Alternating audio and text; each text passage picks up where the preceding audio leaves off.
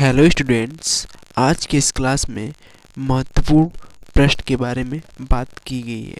तो दोस्तों, आप ज़रूर देखें और वीडियो पसंद आए तो एक लाइक ज़रूर कर दें। चलिए दोस्तों, करते हैं वीडियो को स्टार्ट।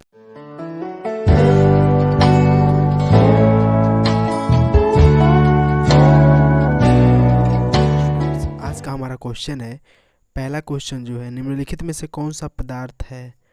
दोस्तों, इसका आपको चार ऑप्शन दिए हुए हैं। ए है गंध, बी है स्नेह, सी है वायु और डी है घेड़ा। दोस्तों, आपको बताना है इसमें कौन सा राइट ऑप्शन होगा और वो भी हमारे कमेंट बॉक्स में। तो चलिए दोस्तों, इसका जो हमारा राइट ऑप्शन है, ऑप्शन ऑप्शन सी है वायु, यानी ऑप्शन सी आपका राइट आंसर है वायु। चलिए दोस्तों, अगले क्वेश्चन की तरफ बढ़ते हैं और इसी के साथ हमारा दूसरा क्वेश्चन है, निम्नलिखित में से कौन सा पदार्थ है। तो दोस्तों, इसके लिए आपको चार विकल्प दिए हुए हैं। ए है विचार, बी है गंध, सी है कुर्सी और डी है शीत। दोस्तों, इसमें आपको राइट ऑप्शन बताना है कि कौन सा होगा, वो भी हमारे कमेंट बॉक्स में। तो चलिए दोस्तों, इसका जो राइट ऑप्शन है, ऑप्शन सी है कुर्सी, यानी कुर्सी आपका राइट आंसर होगा। नहीं विचार होगा, ना ही गंध होगा और ना ही शीत होगा, तो कुर्सी आपका राइट आंसर होगा। चलिए दोस्तों, अगले क्वेश्चन की तरफ बढ़ते हैं और इसी के साथ हमारा अगला जो क्वेश्चन है वो है, निम्न में से कौन सा पदार्थ नहीं है। निम्न में से कौन सा पदार्थ नहीं है। तो पहला है आपका, ए है जल, बी है भोजन, सी है हवा और डी है स्नेह। दोस्तों, इसमें आपको बताना है कि आपका राइट आंसर क्या हो सकता है। तो चलिए दोस्तों, आप इसके लिए बताइए। तो दोस्तों, इसका जो राइट ऑप्शन है, ऑप्शन डी है स्नेह। स्नेह जो है आपका राइट ऑप्शन है, यानी पदार्थ नहीं है। चलिए दोस्तों, अगले क्वेश्चन की तरफ बढ़ते हैं और इसी के साथ हमारा अगला जो क्वेश्चन है वो है, गैसों में विसरण का एक उदाहरण है। गैसों में विसरण का एक उदाहरण है। तो पहला ऑप्शन आपका है इत्र के सुगंध का हवा में फैलना, बी है स्याही का पूरे पानी में फैलना, सी है कॉपर सल्फेट के क्रिस्टल को पानी में डालना और डी है इनमें से कोई नहीं। तो दोस्तों, इसका जो हमारा राइट ऑप्शन है, ऑप्शन ए है इत्र के सुगंध का हवा में फैलना। ठीक है, ये हमारा राइट ऑप्शन है, इत्र के सुगंध का हवा में फैलना। चलिए दोस्तों, अगले क्वेश्चन की तरफ बढ़ते हैं और इसी के साथ हमारा जो अगला क्वेश्चन है, गैस का दाब में परिवर्तन कहलाता है। तो इसके लिए आपको चार ऑप्शन दिए हुए हैं। ए है गैसीकरण, बी है उर्वपातन, सी है संघनन और डी है जमना। तो दोस्तों, इसका राइट ऑप्शन आपको हमारे कमेंट बॉक्स में बताना है कि इसका राइट ऑप्शन क्या हो सकता है। दोस्तों, इसका जो हमारा राइट ऑप्शन है, ऑप्शन सी होगा संघनन, यानी ऑप्शन राइट आपका होगा संघनन। संघनन आपका राइट आंसर है। चलिए दोस्तों, अगले क्वेश्चन की तरफ बढ़ते हैं और इसी के साथ हमारा अगला जो क्वेश्चन है, निम्न में से किसका घनत्व सबसे अधिक होता है। तो दोस्तों, इसके लिए आपको चार ऑप्शन मिलेंगे। ए है ठोस, बी है द्रव, सी है गैस और डी है प्लाज्मा। दोस्तों, इसका राइट ऑप्शन हमारे कमेंट बॉक्स में आप बताइए कि इसका राइट ऑप्शन क्या होगा। तो दोस्तों, इसका जो हमारा राइट ऑप्शन होगा, ऑप्शन ए होगा ठोस, यानी ठोस आपका राइट आंसर है। चलिए दोस्तों, अगला क्वेश्चन की तरफ बढ़ते हैं। दोस्तों, अगला हमारा क्वेश्चन है, किस अवस्था में अणुओं का ऊर्जा अधिकतम होता है। तो दोस्तों, इसके लिए आपको चार ऑप्शन दिए हुए हैं। ए है ठोस, बी है द्रव, सी है गैस और डी है इनमें से कोई नहीं। तो दोस्तों, इसका राइट ऑप्शन हमारे कमेंट बॉक्स में आप बताइए कि कौन सा राइट ऑप्शन होगा। तो दोस्तों, इसका जो राइट ऑप्शन होगा, ऑप्शन सी होगा गैस।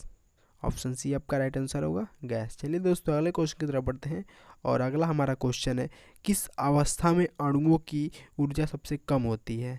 तो दोस्तों, इसके लिए आप चार ऑप्शन मिलेंगे। ए है ठोस, बी है द्रव, सी है गैस और डी है इनमें से कोई नहीं। दोस्तों, यह जो पहला आंसर है ठोस होगा, ये ठोस नहीं होगा। ठीक है, तो दोस्तों, इसका आपको चार ऑप्शन दिए हुए, तो आप हमारे कमेंट बॉक्स में कमेंट करके बताइए कौन सा होगा। दोस्तों, इसका जो राइट ऑप्शन होगा, ऑप्शन ए होगा ठोस। ठीक है, ये ठोस नहीं है, ठोस होगा। चलिए दोस्तों, अगले क्वेश्चन की तरफ बढ़ते हैं और इसी के साथ हमारा अगला क्वेश्चन है, पदार्थ की किस अवस्था में अंतराणु बल प्रबलतम होता है। तो दोस्तों इसके लिए आपको 4 ऑप्शन दिए हुए हैं, ए है ठोस, बी है द्रव, सी है गैस और डी है इनमें से कोई नहीं। तो दोस्तों आप इसका राइट आंसर बताइए। दोस्तों इसका जो राइट ऑप्शन है ऑप्शन ए है, इसमें भी ठोस होगा, यानी ऑप्शन आपका ए आपका राइट आंसर है। चलिए दोस्तों, निम्न में से किसमें करोड़ों की अधिकतम गति होती है। तो दोस्तों इसका राइट ऑप्शन हमें कमेंट बॉक्स में कमेंट करके बताइए कि इसमें राइट ऑप्शन कौन होगा। तो दोस्तों इसका जो राइट ऑप्शन होगा ऑप्शन सी होगा, गैस। गैस में सबसे अधिक होता है आपका गैस में। चलिए दोस्तों अगले क्वेश्चन की तरफ बढ़ते हैं, और इसी के साथ हमारा जो अगला क्वेश्चन होगा वो है जल का क्वथनांक है। जल का क्वथनांक है। तो दोस्तों आप इसका राइट आंसर बताइए कि इसमें राइट ऑप्शन कौन होगा। ए है 0 डिग्री, बी है 100 डिग्री सेल्सियस, सी है 273 डिग्री सेल्सियस और डी है 373 डिग्री सेल्सियस। दोस्तों इसमें आप राइट आंसर हमें बताइए। तो दोस्तों इसका जो राइट ऑप्शन होगा ऑप्शन बी होगा 100 डिग्री सेल्सियस। आपका राइट आंसर होगा 100 डिग्री सेल्सियस। चलिए दोस्तों अगले क्वेश्चन की तरफ बढ़ते हैं, और इसी के साथ हमारा जो है अगला क्वेश्चन आपके स्क्रीन पे है, शुद्ध जल का क्वथनांक होता है।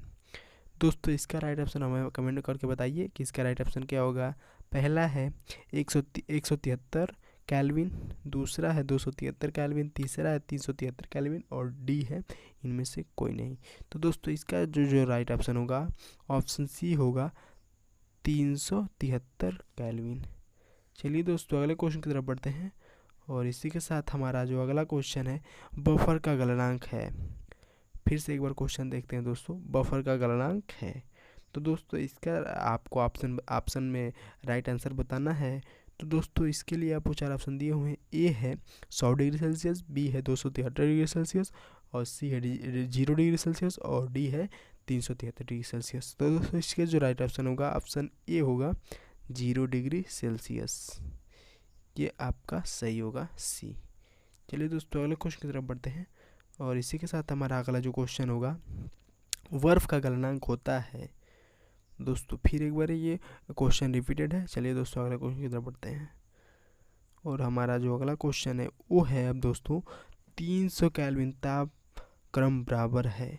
300 केल्विन तापक्रम बराबर है।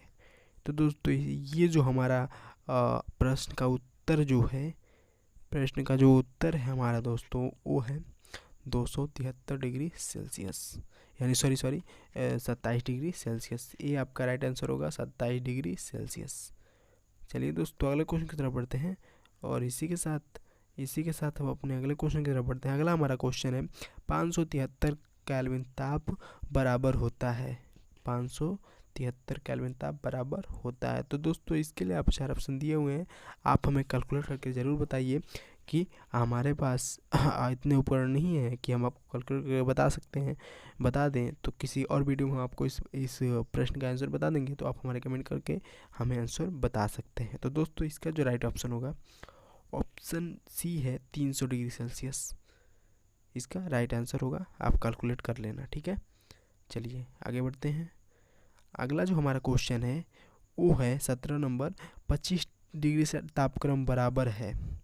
25 डिग्री तापक्रम बराबर है। तो दोस्तों इसमें तो आपको 4 ऑप्शन दिए हुए हैं, और इसको कैलकुलेट करके आपको बताना होगा इसमें आपका राइट आंसर क्या होगा। दोस्तों चलिए हम अपना राइट आंसर आपको बता देते हैं, और आप हमें कैलकुलेट करके ज़रूर बताइए। तो दोस्तों इसका जो राइट ऑप्शन होगा ऑप्शन सी होगा 298 केल्विन।